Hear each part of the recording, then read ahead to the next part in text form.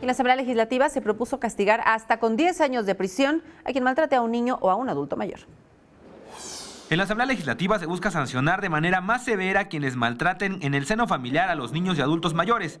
Se trata de una iniciativa presentada por el diputado Mauricio Toledo que busca reformar el Código Penal local y la Ley de Prevención de la Violencia Familiar, sancionando el maltrato o castigo corporal como medio de disciplina o aprendizaje.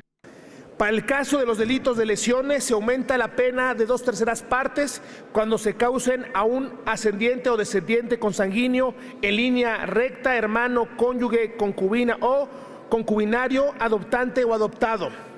En el caso de la Ley de Prevención de la Violencia Familiar, se busca instaurar como un delito el maltrato disciplinario, que consiste en toda acción física, psicoemocional, sexual, que infiera al descendiente adoptado o persona mayor de 70 años como una forma de disciplina o castigo con el fin de corregirlo.